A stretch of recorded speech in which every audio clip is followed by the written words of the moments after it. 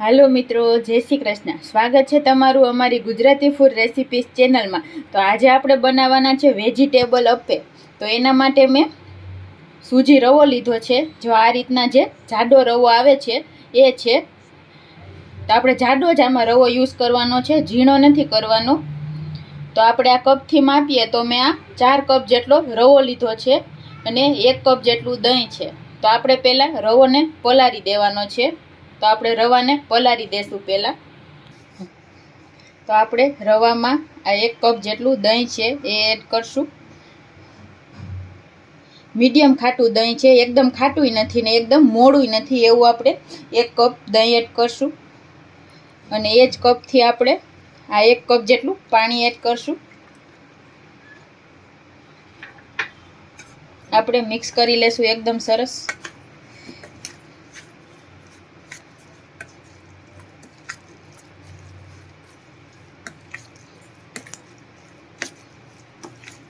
હજી આપણે આમાં પાણી એડ કરશું. હજી આપણે 1 કપ જેટલું પાણી એડ કરશું. તો આપણે 4 વાટકી રવામાં 1 કપ દહીં ને 2 વાટકી પાણી એડ કર્યું છે.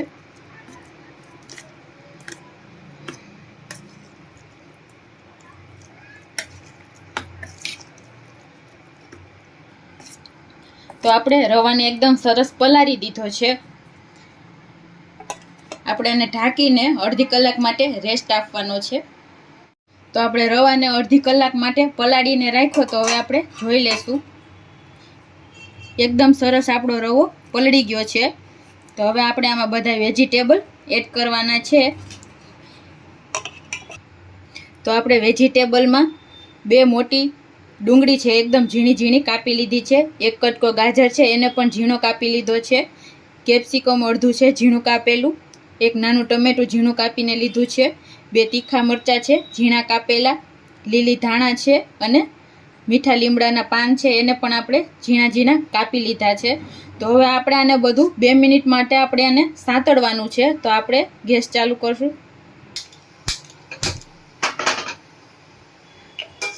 1 ચમચી જેટલું તેલ એડ કરશું આપણે આમાં, ખાલી શાકભાજી સાંતળવા માટે.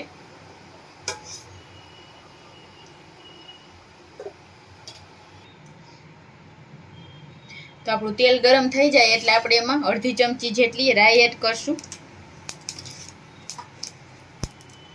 રાઈ થોડી ફૂટે એટલે આપણે એમાં લીમડો એડ કરી દેશું. પછી આપણે એમાં ડુંગળી એડ કરશું.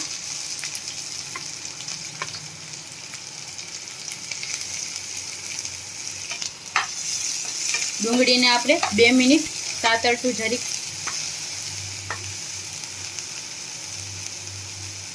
પછી આપણે એમાં ગાજર એડ કરશું.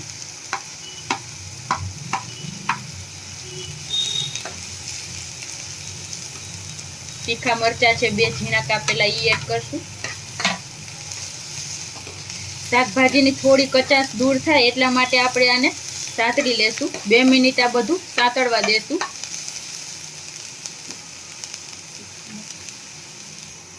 તો ગાજર ડુંગળી 2 મિનિટ સંતરાઈ ગયું છે. હવે આપણે એમાં કેપ્સિકમ એડ કરી દેશું.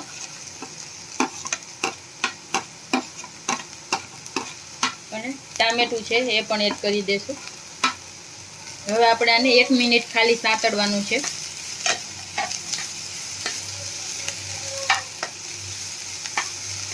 ગેસની ફ્લેમ એકદમ સ્લો રાખીને 1 મિનિટ સાંતળી લઈએ આપણે આને.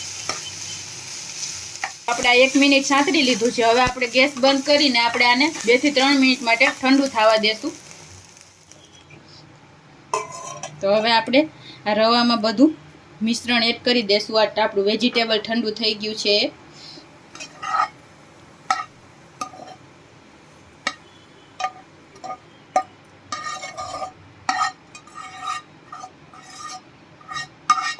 આપણે લીલી ધાણા એડ કરશું.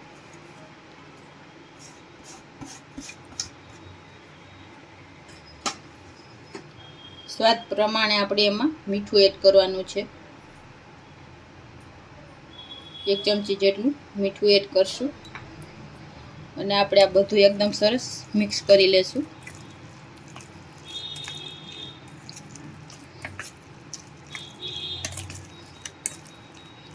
આપણું બેટર એકદમ ઠીક છે એટલે હજી આપણે આમાં પાણી એડ કરવું પડશે. તો રવો એકદમ સરસ ફૂલે એટલે પાણી એકદમ શોષાઈ જાય છે. તો આપણે આમાં પાણી એડ કરશું થોડું.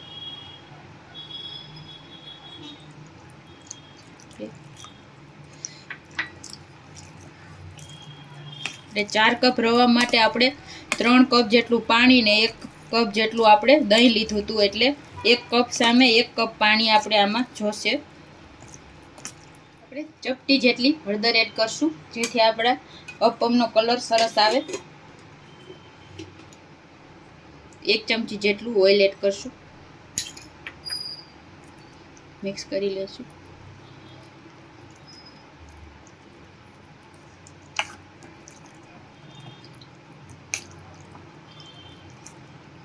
હવે આપણે આમાં ઈનો એડ કરશું. 1 ચમચી જેટલો આપણે ઈનો એડ કરશું.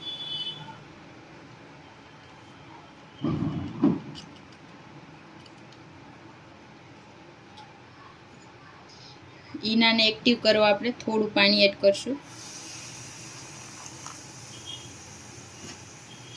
મિક્સ કરી લેશું બધું સરસ.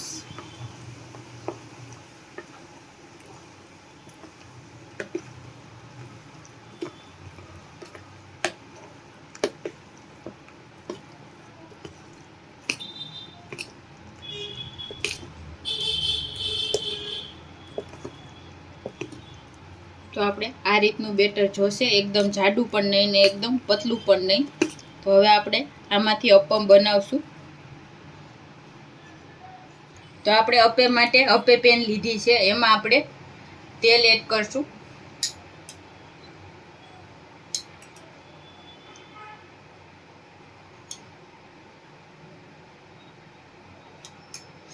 એકદમ સરસ કરી લેશું.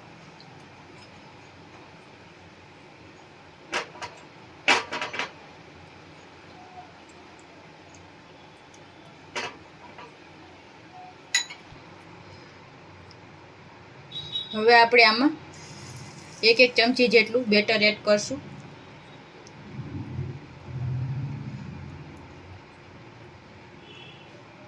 બહુ આખા આપણે નથી ભરવાના, 1 ચમચી જેટલું જ આપણે બેટર એડ કરશું.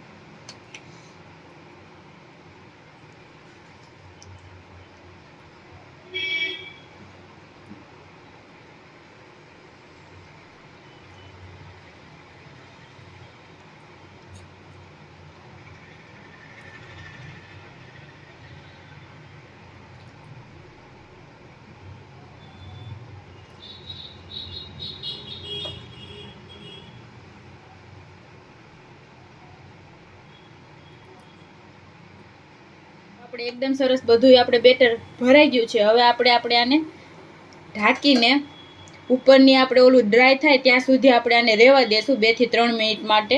ગેસની ફ્લેમ એકદમ સ્લો રાખીને. તો આપણે ચેક કરી લેશું. તો આપણું ઉપર એકદમ સરસ આપણે ડ્રાય થઈ ગયા છે. હવે આપણે આને પલટાવી લેશું. એકદમ સરસ ફૂલીને તૈયાર થયા છે.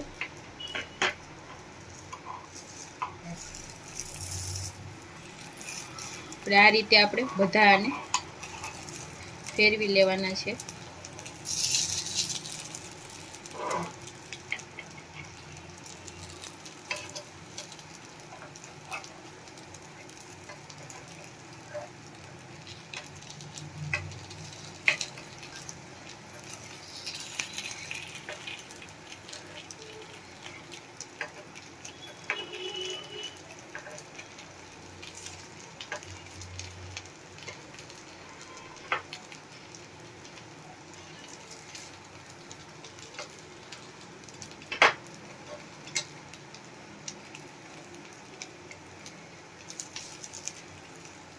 તો આપણે બીજી બાજુ પણ આપણે થોડા ક્રિસ્પી એવા થવા દેવાના છે. તો આપણે બીજી બાજુ પણ એકદમ સરસ ક્રિસ્પી થઈ ગયા છે. તો હવે આપણે આને એક પ્લેટમાં કાઢી લેશું.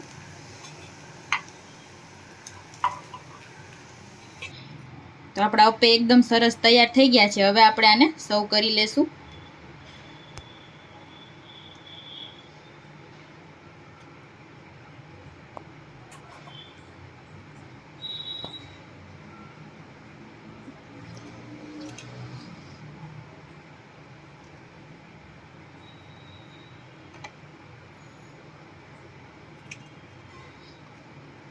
તો મેં આને ટમેટાની ઇન્સ્ટન્ટ ચટણી સાથે સર્વ કર્યા છે, જેનો વિડીયો આપણી ચેનલમાં અપલોડ થઈ ચૂક્યો છે. તો તૈયાર છે આપણા વેજીટેબલ અપ્પે. તો તમને અમારો આ વિડીયો કેવો લાગ્યો જરૂર જણાવજો, અને આવા જ વિડીયો જોવા માટે અમારી ચેનલ છે ગુજરાતી ફૂડ રેસિપીસ, એને સબસ્ક્રાઈબ કરજો. એક આપણે તોડીને પણ જોઈએ. તો એકદમ સરસ આપણા અપ્પે તૈયાર થઈ ગયા છે. Thank you.